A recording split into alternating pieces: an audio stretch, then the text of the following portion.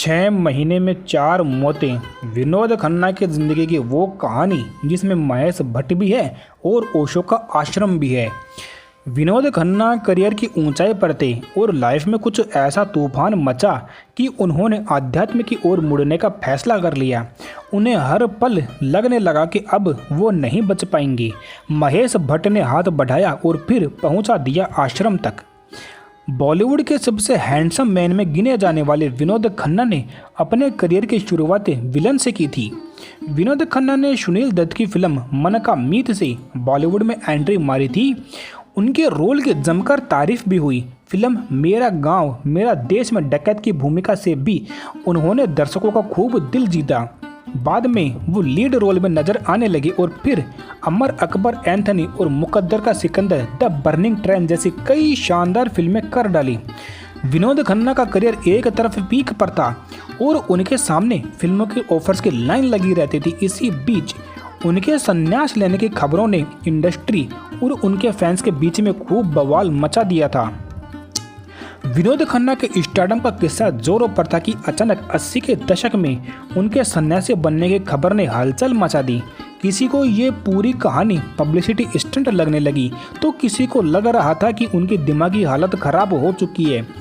लेकिन बात भी कुछ ऐसी ही थी क्योंकि बॉलीवुड में इससे पहले इतना बड़ा स्टार अपने करियर की इस ऊंचाइयों तक पहुंचने के बाद कभी भी इस तरह से वापस नहीं लौटा था। विनोद खन्ना के बेटे अक्षय खन्ना ने पापा की पूरी कहानी खुद सुनाई थी। बताया जाता है कि 80 के दशक में विनोद खन्ना की मां का निधन हो गया था, जिसके बाद वो एकदम टूट गए थे। कहते हैं कि आलिया भट्ट के पापा महेश भट्ट ने उन्हें ओशो रजनीश के बारे में बताया था।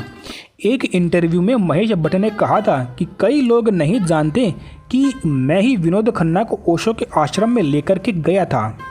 अक्षय कुमार ने पापा के बारे में कहा था कि विनोद खन्ना ओशो से इतने ज़्यादा प्रभावित हुए कि उन्होंने परिवार को तो छोड़ा ही बल्कि संन्यास तक ले लिया था।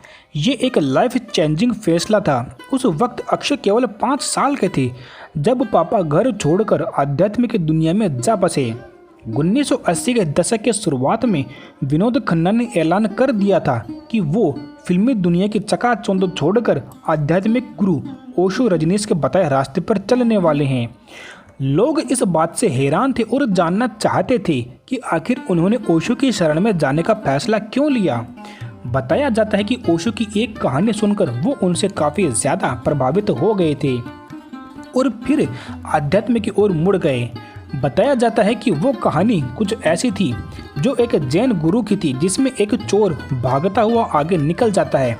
वहाँ एक जैन गुरु ध्यान लगाकर बैठे थे और पुलिस आकर उन्हें ही चोर समझकर पकड़ लेती है और गुरु को जेल में बंद कर दिया जाता है। लेकिन गुरु ये नहीं बताते कि मैं चोर नहीं हूँ। अब जेल में भी गुरु ध्यान में लीन रहते हैं और उन्हें देखकर कई और कैदी भी ध्यान करने लगे। इसके 3 से 4 साल के बाद असली चोर पकड़ा गया और पुलिस ने जैन गुरु को छोड़ दिया। पुलिस ने कहा हमें माफ़ कर दो। गुरु ने कहा नहीं, अभी मुझे मत छोड़ो क्योंकि मेरा काम अभी पूरा नहीं हुआ है। ये कहानी सुनाकर ओशो ने कहा था हम सभी जेल में हैं, हम सभी कोठरी में हैं, हम सभी 7 बाई 7 की कोठरी में हैं, चाहे वो जेल के अंदर हो या फिर जेल से बाहर हो।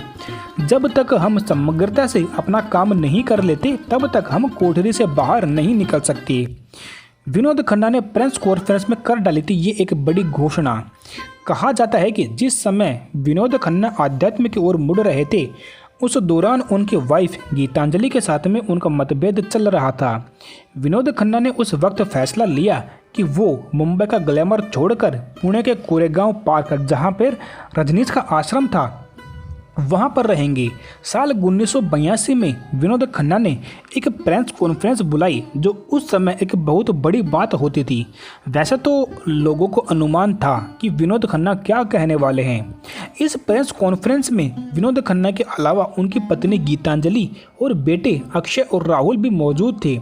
उन्होंने इस बार ऑफिशियल घोषणा कर डाली कि वो गुरु रजनीश का शिष्य बनने के लिए फिल्म इंडस्ट्री को छोड़ रहे हैं। खबर देश भर में फैली और लोग सन्न रह गए ये सोचकर कि उन्होंने आखिरकार इतना बड़ा फैसला क्यों लिया।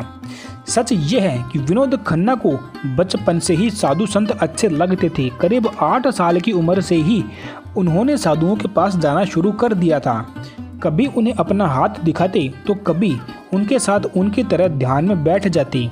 विनोद खन्ना कॉलेज पहुंचे, फिल्में मिली, सफलता हाथ लगी, लेकिन मन में हलचल मच रही। एक दिन उन्होंने परमहंस योगानंद की मशहूर किताब खरीद ली। कहते हैं कि एक ही रात में वो पूरी किताब पढ़ गए। योगानंद जी की फोटो देखकर उन्हें ऐसा लगा कि इस आदमी को वो जानते हैं और यहीं से आध्यात्म की खोज में वो भटकने लगे। तब वहाँ विजय आनंद ओशो से संन्यास ले चुके थे और महेश भट्ट भी ओशो को काफ़ी सुना करते थे। ये दोनों ही विनोद के एक अच्छे दोस्त थे और साथ ही वो पुणे पहुँच गए। इनके साथ ही वो जो है पुणे पहुँच गए, जहाँ से उन्होंने ओशो के कैसेट्स खरीदे। उनके प्रवचनों को सुनकर विनोद के मन में जितने सवाल थे उन्हें सभी का उन्हें जवाब मिल गया। सिर्फ 6 से 7 महीने में 4 लोगों की मौतें हो गई। विनोद खन्ना ने अपने इंटरव्यू में कहा था, मेरे परिवार में 6 से 7 महीने में 4 लोग एक के बाद एक करके गुजर गए, जिसमें मेरी माँ और मेरी एक अजीज बहन थी। मेरी जड़ें हिल गई। मुझे लगने लगा कि बस अब एक दिन मैं भी मर जाऊंगा। दिसंबर 1975 में एकदम मैंने तय किया कि मुझे ओशो के पास में जाना है। इसके बाद जब वो दर्शन के लिए पहुंचे तो ओशो ने पूछा कि क्या तुम संन्यास के लिए तैयार हो? तो विनोद ने जवाब दिया, मुझे पता नहीं, लेकिन आपके प्रवचन मुझे बहुत ज़्यादा अच्छे लगते हैं। ओशो ने उनसे संन्यास लेने की बात कही और वो तुरंत तैयार हो गए। बताया जाता है कि इस दौरान उन्होंने अपना नाम स्वामी विनोद भारती रख लिया था। उन्होंने आचार्य रजनीश के साथ कई जगहों का दौरा भी किया। विनोद खन्ना ओशो की शरण में जाने के लिए अमेरिका तक चले गए थे। वहाँ विनोद माली का काम किया करते थे। इसके अलावा आश्रम में वो टॉयलेट और बर्तन तक साफ किया करते थे। बॉलीवुड में कमबैक के लिए की तैयारी। वहाँ 4 से 5 साल बिताने के बाद वो वापस से भारत लौट आए। हालांकि विनोद खन्ना ओशो आश्रम से जुड़े विवादों के बाद में बॉलीवुड में कमबैक करने के लिए तैयार थे। तब फिरोज खान ने उनकी मदद की। साल 1987 में वापसी की थी। कैंसर की बीमारी के बाद में 27 अप्रैल 2017 को मुंबई के एक अस्पताल में उनका निधन हो गया था। तो ये जो कहानी आज हमने आपको बताई है कि आखिर क्यों विनोद खन्ना ने अध्यात्म की ओर जाने का एक बहुत बड़ा फैसला किया। तो ये जानकारी आपको कैसी लगी, कमेंट्स में अपने विचार हमें बता सकते हैं। यहाँ पर हम बॉलीवुड से संबंधित जानकारियाँ लाते रहते हैं। ऐसे ही और जानकारी प्राप्त करने के लिए चैनल को सब्सक्राइब करें। धन्यवाद।